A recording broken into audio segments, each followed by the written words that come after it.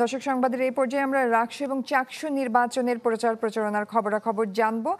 চলে যাচ্ছে আমাদের সহকর্মীদের কাছে। শুরুতে আমরা দেখতে পাচ্ছি রাজশাহী থেকে রাকসু নির্বাচনের খবর জানাতে আবরার সাহেব যুক্ত হয়েছেন।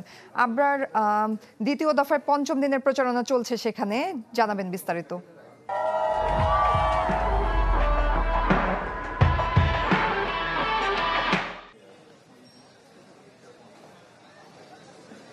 এখন পর্যন্ত গতদিন পর্যন্ত যে অনাস্থা এবং একটা শঙ্কা ছিল ভোট নিয়ে, সেটি কিছুটা কাটতে শুরু করেছে।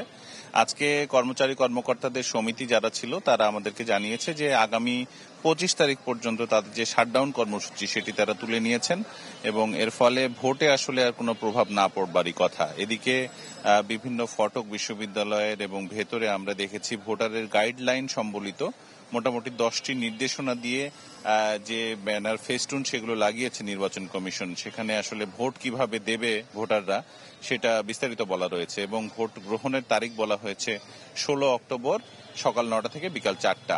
তো এই গাইডলাইনের মধ্যে রয়েছে যে শিক্ষার্থীদেরকে তাদের যে আইডি কার্ড সেটি সঙ্গে নিয়ে যেতে হবে কেন্দ্রে, এবং এক কেন্দ্রের ভোটার অন্য কেন্দ্রে প্রবেশ করতে পারবে না। ভোট কেন্দ্রে যাওয়ার পূর্বে ভোটার তালিকায় নাম, ভোট কেন্দ্র ও টেবিলের নম্বর যাচাই করে নিতে হবে। ভোট প্রদানের পূর্বে আঙুলে অমোচনীয় কালি দেয়া হবে। শান্তিপূর্ণভাবে লাইনে দাঁড়িয়ে ভোট দিতে হবে। আইন শৃঙ্খলা রক্ষাকারী কমিটি ও নির্বাচনের দায়িত্বপ্রাপ্ত কর্মকর্তাদের দিক নির্দেশনা মেনে চলতে হবে। ভোট কেন্দ্রে মোবাইল ক্যামেরা বা অন্য কোনো ইলেকট্রনিক ডিভাইস সঙ্গে নিয়ে আসা যাবে না। এছাড়া প্রতিটি ভোট কেন্দ্রে 6টি ব্যালট পেপার দেওয়া হবে এবং এই ব্যালট পেপারগুলোতে পোলিং অফিসারের স্বাক্ষর আছে কিনা তা দেখে নিতে হবে এবং পছন্দের প্রার্থীর নামের পাশে 4 কোণা ঘরে সরবরাহকৃত লাইনে কলম দিয়ে ক্রস চিহ্ন দিয়ে দিতে হবে এবং যাতে পরবর্তীতে এটি মেশিন ধরতে পারে এরকম স্পষ্ট হতে হবে।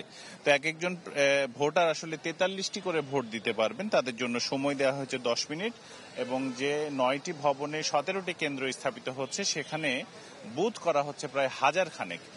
ফলে এই সবকিছু মোটামুটি গুছিয়ে নিয়ে আসা হয়েছে। আমরা দেখেছি এলইডি স্ক্রিনগুলো লাগানো শুরু করেছে।